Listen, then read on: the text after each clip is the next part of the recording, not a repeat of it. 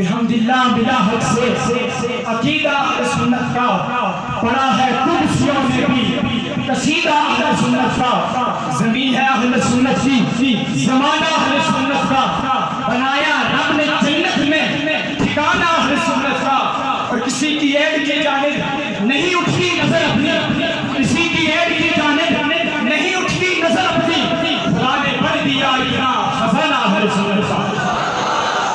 سنا کے بعد نہایت واجب الاحترام اسٹیج پر بیٹھے ہوئے علماء کرام، میں اگر نام لوں گا تو یقیناً بہت زیادہ ٹائم گزر جائے گا، میں اپنے قائد کی طرح ان کا بھی اور آپ سب کا تعارف کروا دیتا ہوں کہ میں کتا پاک رسول اللہ دا پونکے شور مچاوے، میں کتا پاک رسول اللہ دا پونکے شور مچاوے، ناموس رسالت گلشن اندر کوئی شور نہ پھیلا پڑا۔ برادران اسلام، کچھ لوگ یہ چاہتے ہیں کہ امام الانبیاء علیہ السلام کا میلاد نہ ہو، جلوس نہ نکلے، تاکہ لوگ آقا علیہ السلام کو بھول جائیں۔ عاشقوں، تم ایسے میلاد مناؤ کہ جو بھولے ہوئے ہیں وہ بھی یاد آئے۔ کچھ لوگوں کو درد پڑتا ہے، وہ کہتے ہیں کس پر خوشی منا رہے ہو، کیوں خوشی منا رہے ہو؟ قرآن سے پوچھ لیتے ہیں۔ قرآن کہہ رہا ہے، رب فرما رہا ہے کہ جب فضل ملے، رحمت ملے تو خوشی مناؤ۔ اور قرآن سے پوچھ لیتے ہیں کہ فضل کیا ہے، رحمت کیا ہے؟ تو قرآن کہہ رہا ہے وَمَا أَرْسَلْنَاكَ إِلَّا رَحْمَةً لِلْعَالَمِينَ، اور یا ایھا النبی اِنَّا أَرْسَلْنَاكَ شَاهِدًا وَمُبَشِّرًا وَنَذِيرًا وَدَاعِيًا إِلَى اللَّهِ بِإِذْنِهِ وَسِرَاجًا مُنِيرًا وَبَشِّرِ الْمُؤْمِنِينَ بِأَنَّ لَهُم مِّنَ اللَّهِ فَضْلًا كَبِيرًا۔ قرآن کہہ رہا ہے کہ فضل اور رحمت حضور کی ذات ہے۔ پھر یہ سنی، جب فضل اور رحمت حضور کی ذات ہے تو پھر رب کے فضل اور رحمت ملنے پر یہ جلوس بھی کرتے ہیں اور جلسہ بھی کرتے ہیں۔ اور میں یہاں پر ایک اور بات عرض کرتا چلوں، اگر کوئی نہ منائے نا، کسی کو درد پڑے، کوئی نہ منائے تو اس سے جگڑنے کی ضرورت نہیں، اس سے باس کرنے کی ضرورت نہیں۔ کیوں کہ جب نے یہاں پر رب نے یہ حکم دیا کہ فضل اور رحمت ملنے پر خوشی مناؤ، تو رب نے شرط رکھی ہے کہ کون منائے؟ فضل اور رحمت کے ملنے پر خوشی کون منائے؟ تو رب فرما رہا ہے خوشی وہ منائے جسے فضل اور رحمت ملے۔ یہ بد مذہبوں کی بات نہیں، ان کے حق میں یہ نہیں کہ یہ جلسہ کریں، میلاد کا جلوس نکالے۔ ارے رب کا فضل اور رحمت ان سنیوں پر ہوا ہے، اس لیے سنی آقا علیہ السلام کا میلاد بھی جلسہ بھی کرتے۔ جب بد مذہبوں پر رب کا فضل نہیں ہوا، رحمت نہیں ہوئی، کیسے جلوس میں آ سکتے ہیں؟ اور میں یہاں پر ایک اور بات عرض کرتا چلوں، کچھ لوگوں کو یہ بھی درد ہوتا ہے جی بدعت والی بھی گانا سیکھنا ہے، اور ماں کے قدموں پر بیٹھنے والا ادنا سا ایک طالب علم، یہ فقیر بات کر رہا ہے، اور ماں جب بات کریں گے تو تم کس کو جواب دے گو؟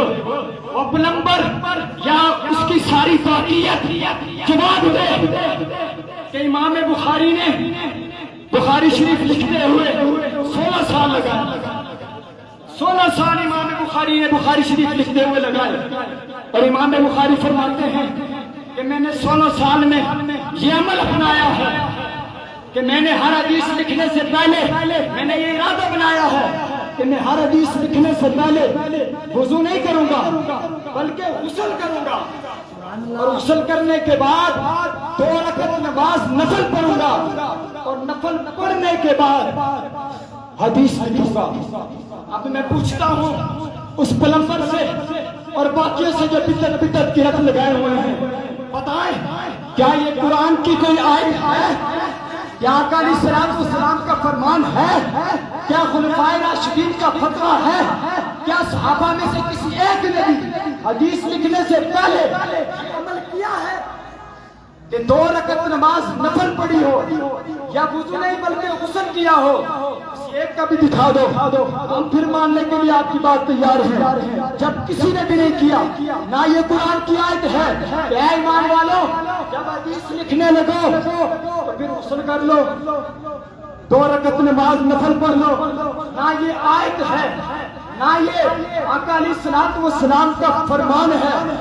تو امام بخاری تو 16 سال یہ کرتے رہے، تو ہمت کرو، لگاؤ امام بخاری پر فتویٰ۔ تمہارا باپ تو امام بخاری پر فتویٰ نہیں لگا سکتا، کیونکہ امام بخاری پر اگر تم بدعت کا فتویٰ لگاؤ گے تو بدعتی ہونا اتنا بڑا جرم ہے تو اس کی تو بندہ حدیث نہیں لے سکتا۔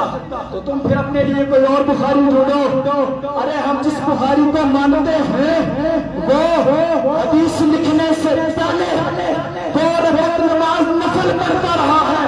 اس نے بتایا ہے کہ آقا علیہ الصلوۃ والسلام کے عشق میں اگر کوئی کام کیا جائے وہ بدعت نہیں ہوتی، وہ عاشقوں کی ادا ہوتی ہے۔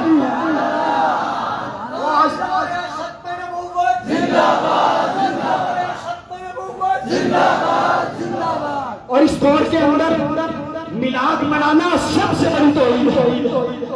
اس دور کے اندر میلاد منانا سب سے بڑی توحید ہے۔ ہم آقا علیہ الصلوۃ والسلام کا میلاد منا کے دنیا کو بتاتے ہیں کہ آقا علیہ الصلوۃ والسلام کی ولادت ہوئی ہے۔ ارے جس کی ولادت ہو اس کا میلاد منایا جاتا ہے، اور جس کی ولادت نہ ہو اسے خدا کہتے ہیں، کیونکہ قرآن میں رب نے فرمایا قل هو اللہ احد اللہ الصمد لم یلد ولم یولد۔ ارے رب کا تو میلاد ہی نہیں ہوا، جس کا میلاد ہو اس کا ہی میلاد منایا جاتا ہے۔ تم ہم پہ شرک پھٹے لگا رہے ہو، ہم پہ بدعت کے پھٹے لگا رہے ہو۔ تمہیں مرضی لگتی ہے میلاد کے جلوس سے؟ تمہیں اگر درد ہے، تمہیں میلاد کے جلوس سے آگ لگتی ہے تو پھر تمہارا یہی علاج ہے، تم اسی آگ میں جل کے مر جاؤ۔ وآخر دعوانا الحمدللہ۔ زندہ باد، زندہ باد، فخروا یا رسول اللہ، یا رسول اللہ، حضرات گرامی، میرے عزیز میرے پیارے بھائی مولانا حافظ محمد جلال رضوی صاحب فائز ٹیم میں زیادہ سننے دہرا تعارف ہو گیا آپ کو، ان کا تعلق اسی علاقے کے ساتھ ہے۔ انشاءاللہ شباب رسمت باڑیاں مرکز میں یہ میزبانوں میں سے ہیں۔ انشاءاللہ آئندہ جتنے پروگرام ہوں گے ان میں ہمارے ساتھ یہ آگے ہوں گے۔